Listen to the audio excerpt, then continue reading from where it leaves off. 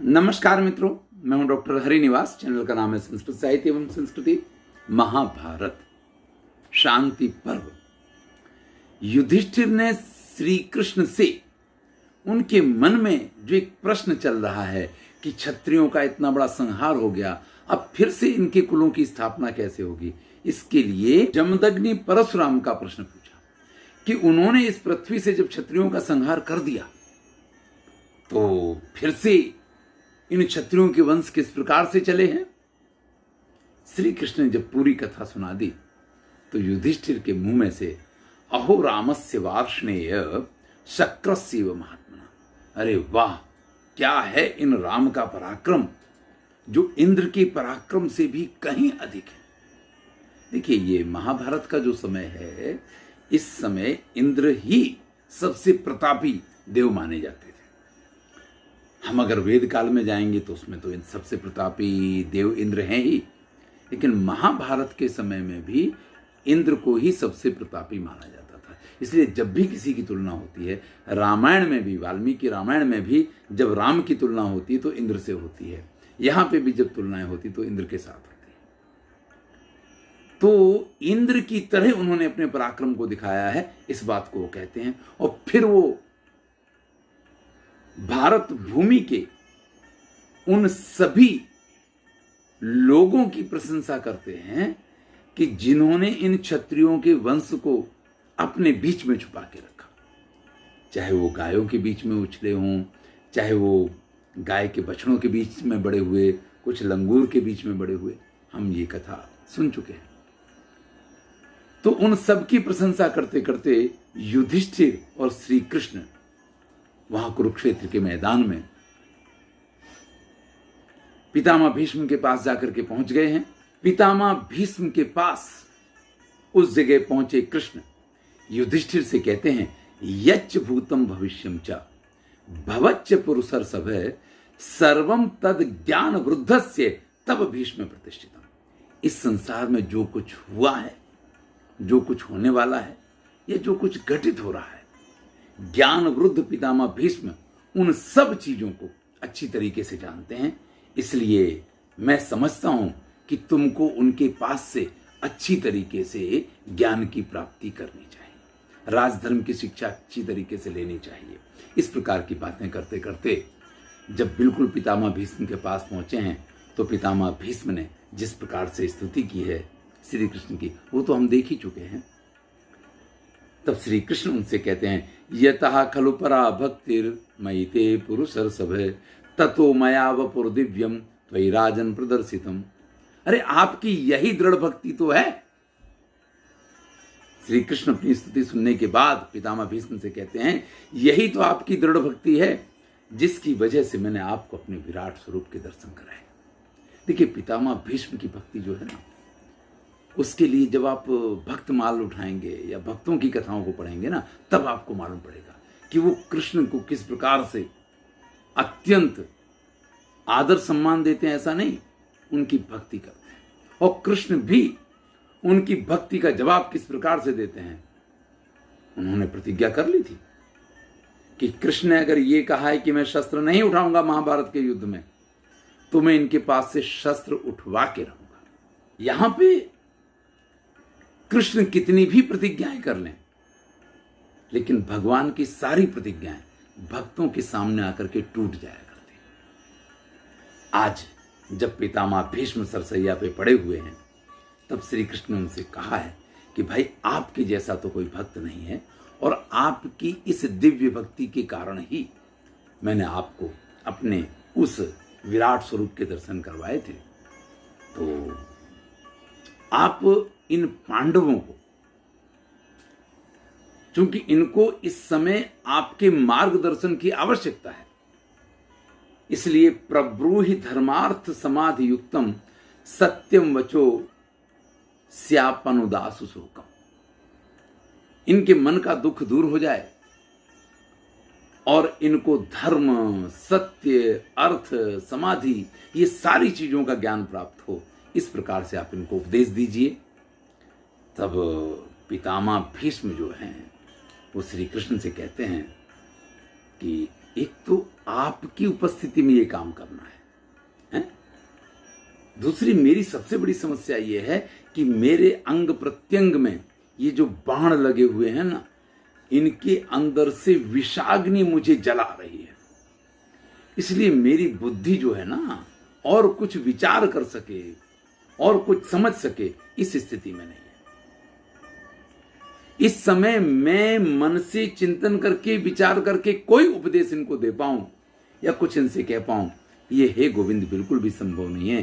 पीड्यमानस्य गोविंदे विषानल समय से रही, क्योंकि ये विष रूपी अग्नि से बुझे हुए जो बाण है ना, ये मेरे पूरे शरीर में आग लगाए हुए हैं। ऐसे में आप मुझसे ये अपेक्षा रखें या आप ये चाहें कि मैं इस स्थिति में इन पांडवों को कोई उपदेश दूं, ये मेरे लिए संभव नहीं है। फिर कहते हैं कि आपने मुझे आज्ञा दी है और मैं इस काम को नहीं कर पा रहा हूं, तो मुझे क्षमा कीजिए। लेकिन एक बात और है अच्युत, कि आप सामने उपस्थित हों और फिर भी मैं उनको शिक्षा दूं, तो ये तो किसी वाचस्पति के विद्यमान रहते हुए और कोई विद्यार्थी कुछ बोल रहा हो, इस प्रकार की स्थिति होगी महाराज। अरे गुरु के सामने जैसे शिष्य का बोलना किसी भी प्रकार से योग्य नहीं माना जाता है। कथम त्वयि स्थिते कृष्णे शाश्वते लोक कर्तरी, जो इस संसार के प्रत्येक तत्व को जानने वाले हैं, ऐसे आपके सामने विद्यमान रहते प्रब्रूयान मद विधा कश्चित गुरु शिष्य अवस्थित। अगर मैं कुछ कहूंगा तो ये तो गुरु के सामने कोई शिष्य उपदेश कर रहा हो, इस प्रकार की स्थिति हो जाएगी। इसलिए आप मुझसे ये कार्य ना करवाएं तो ही ठीक है, आपकी इस आज्ञा का पालन मैं नहीं कर पाऊंगा। पितामह भीष्म ने जब ये कहा तो ये तो कृष्ण हैं, ये तो जो निर्णय कर लिया करते हैं, होता सब कुछ उसी तरीके से है। भैया आप भी इस चीज को समझ लो कि अगर उनकी मर्जी में अपनी मर्जी मिला दोगे तो जीवन में सुखी सुखी, और अगर ये चाहोगे कि ऊपर वाला कुछ और चाहता है, मुझे तो अपनी मर्जी से चलना है, तो जिंदगी में सुख कहीं आसपास नहीं आए। देखिए श्री कृष्ण कहते हैं, हे पितामह, हे गंगा पुत्र, आपने ये जो बात मुझसे कही कि बाण घात रुजम प्रति, आपके बाणों के जो आघात लगे हैं, जो बाण आपके शरीर में बिंधे हुए हैं, उनसे जो आपको पीड़ा हो रही है ना, ये बात बिल्कुल सही है। जाओ मैं आपको वरदान देता हूं, ग्रहाणात् त्रिवरम भीष्म मत प्रसादात् कृतम प्रभु। मैं आपको वरदान दे रहा हूं कि अब से आपके शरीर में न ते ग्लानिर न ते मूर्छा न दाहो न च ते रुजा। अब ना तो किसी प्रकार की पीड़ा होगी, ना आपको किसी प्रकार की मूर्छा आएगी, ना आपको किसी प्रकार की जलन होगी, ना ही आपके शरीर में कोई घाव है ऐसा किसी प्रकार का आपको एहसास रह जाएगा। प्रभविष्यन्ति गांगे क्षुत पिपासे नता, और ना ही आपको भूख लगेगी और ना ही आपको प्यास लगेगी। भैया यहां से तो पूरी स्थिति ही बदल जाती है, क्योंकि भूख का लगना, प्यास का लगना, अगर आप खाते हैं, अगर आप पीते हैं, तो फिर अगर आप बेड पे पड़े हुए हैं तो और भी समस्याएं बहुत सारी। यहां पितामह भीष्म को श्री कृष्ण ये वरदान दे रहे हैं कि अब से लेकर के ना तो आपको किसी प्रकार की पीड़ा होगी, ना किसी प्रकार का दुख होगा, ना किसी प्रकार की कुछ नहीं। अरे भूख प्यास भी आपको व्यथित नहीं करेगी। ज्ञानानि च समग्राणि प्रतिभास्यन्ति ते नग, और जो भी ज्ञान आप देखना चाहेंगे वो आपके हाथ में रखे हुए फल के समान आपको एकदम स्पष्ट दिखाई देगा। यानी अब आपको जो कुछ कहना है, अब आपको जो कुछ बोलना है, आप जो बोलेंगे, आप जो देखना चाहेंगे, वो सब कुछ आपके सम्मुख स्पष्ट होगा। श्री कृष्ण ने पितामह भीष्म से तो ये कह दिया, लेकिन सायंकाल हो गया है।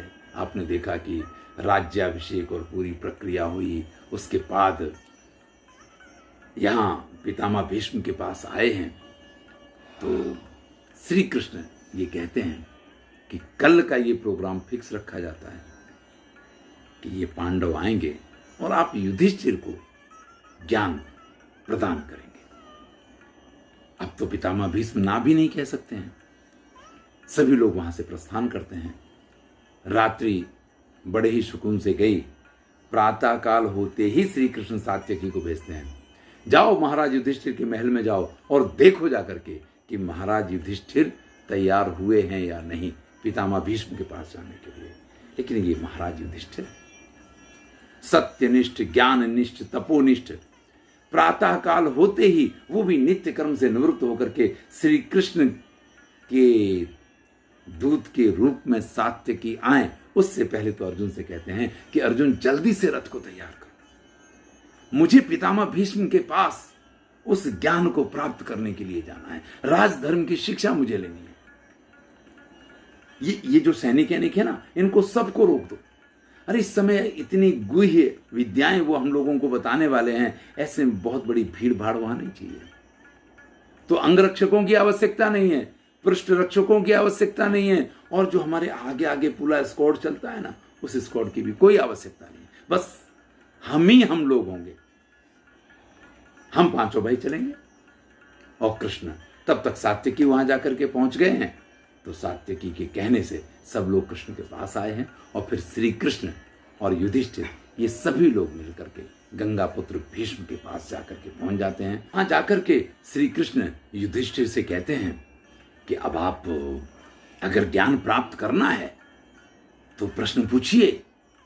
तब युधिष्ठिर कहते कि महाराज मेरे बस का काम नहीं है, आप एक बार कथा प्रसंग को, बात को शुरू तो कर दीजिए। देखिए किसी भी कार्य का प्रारंभ बड़ा कठिन होता है, उसकी भूमिका, उसकी प्रस्तावना, बहुत सारी चीजें ऐसी होती हैं। तब श्री कृष्ण पितामह भीष्म के पास जाते हैं और उनसे कहते हैं कच्चित जानानि सर्वाणि प्रतिभान्ति च तेनग। भाई आपको सभी प्रकार के ज्ञान जो है ना वो स्पष्ट दिखाई तो दे रहे हैं।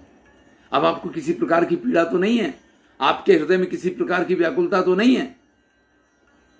भीष्म जो कल तक बड़े परेशान थे, बाणों की पीड़ा थी, ये था वो सब कुछ मिट गया है। इसलिए श्री कृष्ण से कहते हैं दाहो मोहाश्रमश्चैव क्लमो ग्लानिस्तथा रुजा तब प्रसादात वार्ष्णेय सद्यः प्रतिगतानि में। अरे क्या कहूं आपसे गोविंद, आपकी कृपा से न तो किसी प्रकार की जलन हो रही है, न मेरे मन में किसी प्रकार का मोह है, न कोई थकान है, न कोई दुख है, न कोई व्याकुलता है, न किसी प्रकार की जिसको कहते हैं आदि व्याधि, कुछ भी नहीं। मैं एकदम स्वयं को स्वस्थ पा रहा हूं। और सिर्फ इतना ही नहीं, मैं जो कुछ देखना चाहता हूं पाणव फल मिवार्पितम, जैसे हाथ में रखा हुआ फल आपको स्पष्ट दिखाई देना, इस प्रकार से मैं जो कुछ भी इस संसार का ज्ञान देखना चाहता हूं वो समस्त ज्ञान मुझे स्पष्ट दिखाई देता है। लेकिन हे गोविंद ये बताओ, आप जब ये सब कुछ मेरे साथ कर सकते हैं, जब आप ये सारा ज्ञान, ये सब कुछ मुझे दे सकते हैं, तो आप इतना तो बताओ कि आप स्वयं ये ज्ञान जो है वो युधिष्ठिर को क्यों नहीं दे रहे हैं? आप ऐसा क्यों चाह रहे हैं कि युधिष्ठिर को ये ज्ञान और ये विद्या मैं सिखाऊं? श्री कृष्ण ने बड़ा सुंदर जवाब दिया है, यश सहस्रेयश्चैव मूलाम माम विद्धि कौरव। भाई यश श्रेय जो कुछ है मैं उन सब का मूल हूं। यानी मेरे लिए यश प्राप्ति कोई आवश्यकता नहीं है, श्रेय प्राप्ति उसकी भी मुझे कोई आवश्यकता नहीं है। यानी इस संसार में जो कुछ भी श्रेष्ठ है, जो कुछ भी यशस्वी है, वो सब कुछ मुझे तो प्राप्त है। और अगर मैं कोई ज्ञान किसी को देता हूं ना, तो इसमें मुझे किसी प्रकार का यश मिलने वाला नहीं है। लोग कहेंगे अब ठीक है कृष्ण है, उन्होंने कह दिया, वो तो कहते ही रहते हैं। लेकिन अगर यही ज्ञान आप देंगे तो जब तक ये पृथ्वी है, जब तक इस पृथ्वी पे किसी भी प्रकार से क्षत्रिय राजा रहेंगे, तब तक आपका ये यश, आपके द्वारा प्रदान किया गया युधिष्ठिर को ये राज्य का अनुशासन, ये ज्ञान, ये इस पृथ्वी पे अमर रहेगा और आप उतने ही कीर्तिमान रहेंगे जितना कीर्तिमान मैं हूं। तो इस प्रकार से ये होती है ईश्वर की भक्तों के प्रति निष्ठा। देखिए भक्तों की तो ईश्वर के प्रति निष्ठा होती है, लेकिन ईश्वर भी भक्ति के प्रति अपनी निष्ठा रखता है। और यहां श्री कृष्ण ने अपने भक्त पितामह भीष्म को ये सम्मान देने के लिए, उनको यशस्वी बनाने के लिए वो सारा ज्ञान उनके अंदर प्रकाशित किया है जिस ज्ञान को युधिष्ठिर को प्राप्त करना है। तब पितामह भीष्म कहते हैं कि अगर आपकी यही इच्छा है तो ऐसा ही सही। तो युधिष्ठिर से कहते हैं कि जो धर्मात्मा हैं, जो धर्म का अनुसरण करने वाले हैं, जो हमेशा धर्म के ही मार्ग पे चलते हैं, मैं परम प्रसन्न हूं, वो युधिष्ठिर मुझसे प्रश्न पूछें। फिर तो युधिष्ठिर की बड़ी प्रशंसा की है पितामह भीष्म ने। अब ये प्रशंसा है या ये कहीं किसी प्रकार से उनके प्रति वाग्बाण है? दो एक श्लोक सुनते हैं, आपको अंदाज मिल जाएगा। सर्वेषां दीप्त यशसां कुरूणां धर्मचारिणां यस्य नास्ति समा कस्य समां पृच्छत पांडवा।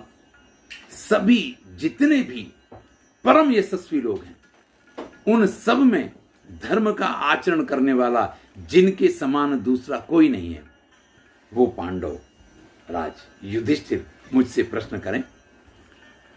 धृति यानी धैर्य, दम, ब्रह्मचर्य, क्षमा, धर्म, ये सभी चीजें जिनमें स्वाभाविक रूप से विद्यमान हैं, जो हमेशा स्वयं तेजस्वी हैं, ऐसे युधिष्ठिर मुझसे प्रश्न पूछें। संबंधियों का, अतिथियों का, सेवकों का, अपने आश्रितों का जो हमेशा सम्मान करते हैं, जो सबका सत्कार करते हैं, ऐसे युधिष्ठिर मुझसे प्रश्न पूछें। अब उन्होंने तो ये सब कहा, लेकिन युधिष्ठिर तो प्रश्न पूछने के लिए आगे ही नहीं आ रहे।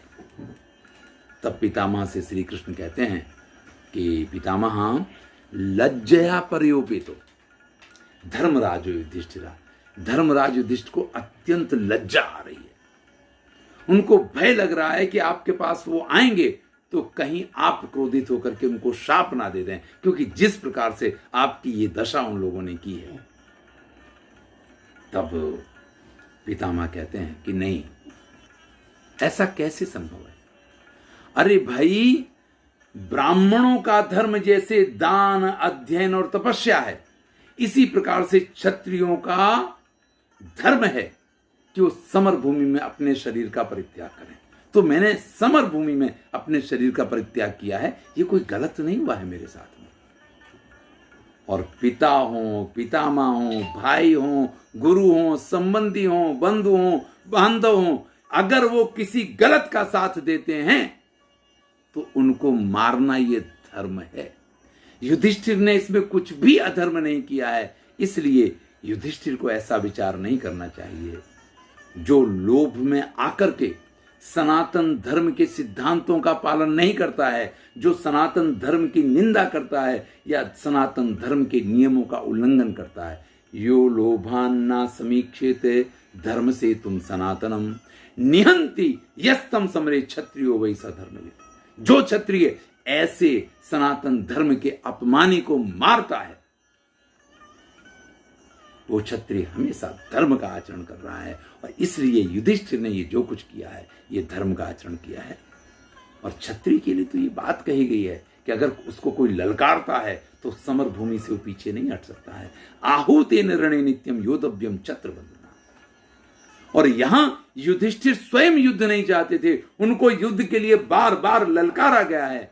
और ऐसे में अगर वो युद्ध करने नहीं आते तो वो मेरे क्रोध के पात्र बनते, तो वो मेरे शाप के पात्र बनते। लेकिन उन्होंने क्षत्रिय धर्म का पालन किया है, इसलिए उनको किसी भी प्रकार से चिंता नहीं करनी चाहिए। जब पितामह भीष्म की ये बातें सुनी हैं तो युधिष्ठिर अत्यंत प्रसन्न होकर के, और उनके मन की जो ग्लानि थी, जो एक दुख था कि उन्होंने पितामह की हत्या करवाई है या उनके हाथों हत्या हुई है, उस चीज से उनके मन को एक शांति मिलती है। और पितामह के पास जाकर के पितामह को उन्होंने प्रणाम किया है। पितामह ने उनके मस्तक को सूंघ करके उनको आशीर्वाद दिया है। और फिर शुरुआत होती है उस अनंत ज्ञान यात्रा के, जिसकी प्रतीक्षा संभवतः आप भी कर रहे होंगे और जिसकी प्रतीक्षा मैं भी कर रहा हूं। कल के वीडियो से हम उस ज्ञान की यात्रा पे चलेंगे, जहां युधिष्ठिर राजधर्म संबंधी और सभी प्रकार के प्रश्न पूछेंगे और उनका जवाब देंगे पितामह भीष्म। और जो इस शांति पर्व का मुख्य भाग है, या जो हमारे जीवन के लिए बड़ा ही उपयोगी सिद्ध हो सकता है अगर हम थोड़ा सा भी कहीं उसको सुन के समझ के आचरण में लाने की कोशिश करते हैं। धन्यवाद।